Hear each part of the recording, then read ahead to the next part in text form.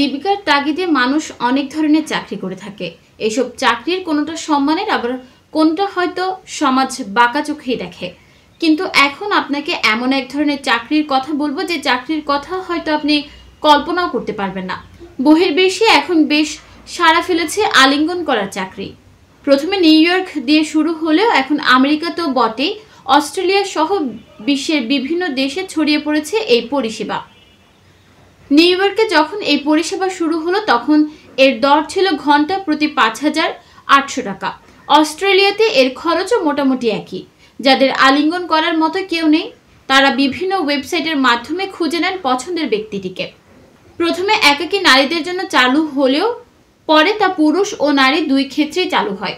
সম্পর্কে থাকলেও যারা একা, স্বামী বা স্ত্রী কাজের জন্য বাইরে কিংবা সম্পর্কে নেই, তাদের কথা মাথায় রেখে এই কার্ডলিং সার্ভিস শুরু।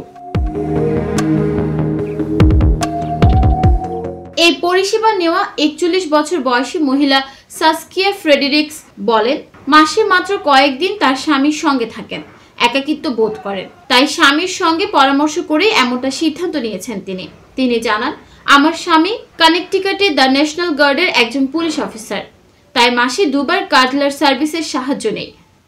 সাস্কিয়ার স্বামী বিষয়টিকে স্বাভাবিকভাবেই দেখছেন, কারণ সংস্থার শর্ত অনুযায়ী এতে কোনো রকম যৌনতা নেই।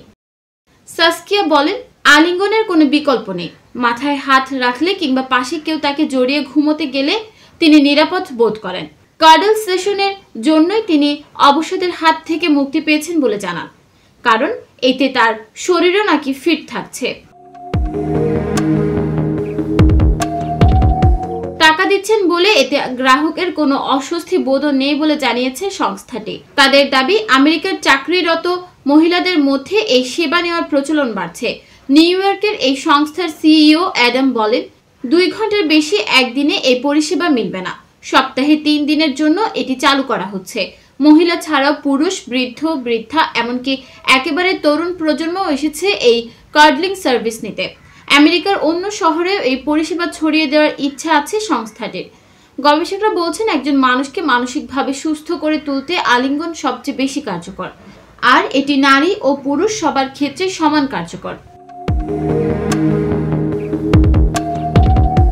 নিউজ ডেস্ক, চট্টগ্রাম সময়।